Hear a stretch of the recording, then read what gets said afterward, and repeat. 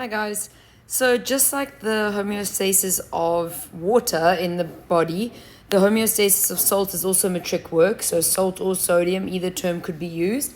So it's important that you learn this quite well for matric, as when we get to matric, we just kind of rush through it because we're quite pressed for time.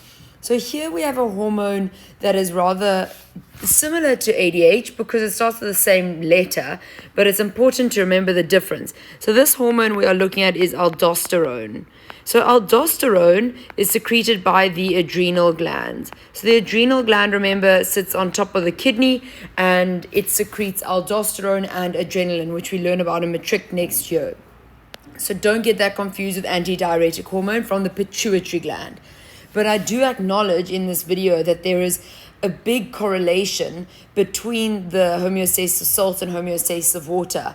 Because what we also need to remember is that where salt goes, water will follow by osmosis. So if we're conserving salt, or if we're holding on to a lot of salt, we'll also hold on to a lot of water, which is why people tend to be a bit like more swollen looking, where they just got a lot of water in their tissues, which causes them to look a bit more plump.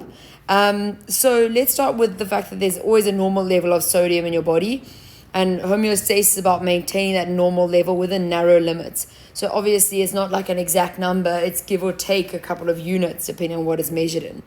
So when we look at sodium level rising above normal, that could be caused by you eating a salty meal or having too much soy sauce with your sushi, or anything like that. But normally it's as a result of a diet high in salt or sodium. Your adrenal gland, which sits on top of your kidney, will secrete less aldosterone. So what aldosterone does, if we just think about it, if you have too much sodium in your blood, you want to get rid of that sodium in urine. So you want to keep the sodium inside the tubule. So essentially what aldosterone does in a very, very shortened way is it stops the sodium leaving the tubule over here. So when there is aldosterone present, then the salts will leave the tubule with a lot of ease through some salt channels that are in the walls of the ascending limb of the loop of Henle. So if there's less aldosterone, those channels or pores close to the salt. So it doesn't allow the salt to leave.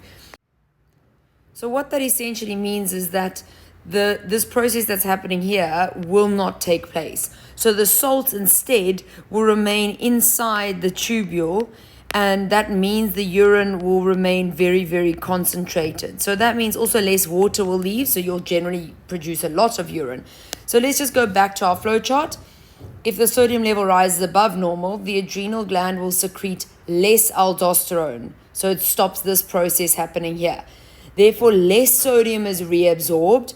So like I've shown in this diagram, more sodium will be lost in urine. So normally where salt goes, water will follow. So therefore, you'll also lose more water in your urine, which is why eating too much salt will dehydrate you. And that means then this amount of sodium in the blood will decrease back to normal because it was removed from the blood in glomerular filtration and it wasn't re-added to the blood. Now, if the sodium level drops below normal, maybe you just don't have enough salt in your diet. Sodium is quite important for your muscle functioning. So if your sodium level drops below normal, then the adrenal gland will secrete more aldosterone. So what it then does is it allows this sodium here to leave the ascending limb of the loop of Henle. So there will be much less sodium in the tubule. So that will then ensure that that sodium is rather put back into the capillaries rather than getting lost in urine. And remember, where sodium goes, water will follow. So the more aldosterone allows sodium to leave the tubule more easily. So more sodium leaves the tubule and is reabsorbed by the blood, and less will be lost in urine, and the level of sodium in the blood will increase back to normal.